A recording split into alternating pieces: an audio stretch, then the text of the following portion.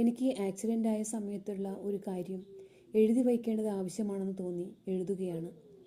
പെസഹായ്ക്ക് 2 ദിവസം മുൻപാണ് എനിക്ക് ആക്സിഡൻറ്റ് സംഭവിച്ചത്. മരിച്ചാൽ ശുദ്ധീകരണ സ്ഥലത്തോ നരകത്തിലോ അല്ല, അപ്പോൾ തന്നെ സ്വർഗത്തിൽ പോകണം. എപ്പോഴും മരിക്കാൻ ഞാൻ റെഡിയാണ്. മരിക്കാൻ ഞാൻ ഏറ്റവും ഇഷ്ടപ്പെടുന്നു എന്ന മട്ടിലുള്ള ഡയലോഗ് മറ്റുള്ളവരുടെ മുൻപിൽ എൻ്റെ ഭാഗത്തു നിന്നുണ്ടായി. അതിനുശേഷമാണ് ഞാൻ സ്കൂട്ടർ എടുത്ത് യാത്രയായത്. ഇനിയാണ് അത്ഭുതം. ഞാൻ വളരെ സന്തോഷവതിയായിരുന്നു അപ്പോഴും. ആ വലിയ അപകടം സംഭവിച്ചിട്ടും എൻ്റെ ഓർമ്മയ്ക്ക് ഒന്നും സംഭവിച്ചില്ല. കാരണം എൻ്റെ ഹൃത്തിൽ ഞാൻ കൂടുതലായും ഓർത്തിരുന്നത് എൻ്റെ ദൈവത്തെക്കുറിച്ചായിരുന്നു. എൻ്റെ ബ്രെയിനിലും അവിടുത്തെ ചിന്തകൾ തന്നെയായിരുന്നല്ലോ. 2 കൈയും 1 കാലും കേടുപറ്റി, പലവട്ടം ഒടിഞ്ഞു, രക്താവൃതമായി.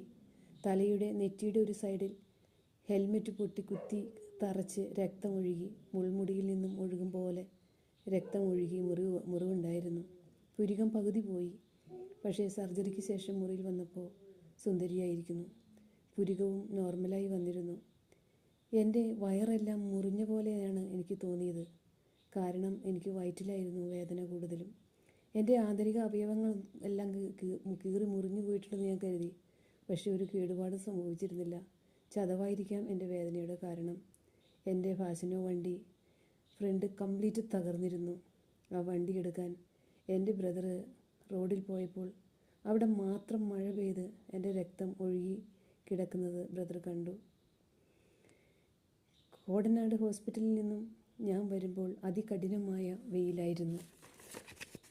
കഠിന വേനൽക്കാലം, മനുഷ്യർ മഴ കൊതിക്കുന്ന സമയം. അന്നും അതികഠിനമായ വെയിൽ, നട്ടുച്ച നേരമായിരുന്നു. പക്ഷേ പെട്ടെന്ന് ആക്സിഡൻറ്റ് നടന്ന സർക്കിളിൽ മാത്രം എന്നെ വണ്ടിയിൽ കയറ്റിക്കൊണ്ടുപോയതിന് പിന്നാലെ ഭയങ്കര മഴയായിരുന്നു. ആ സർക്കിളിൽ മാത്രം എൻ്റെ രക്തവും അവിടെ ഒഴുകിക്കിടന്നു.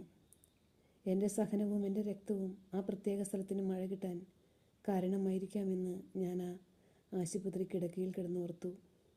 യേശുവിൻ്റെ പരിസരത്ത് നിൽക്കാൻ പോലും ഞാൻ അയോഗ്യയാണ് ഈശോയെ.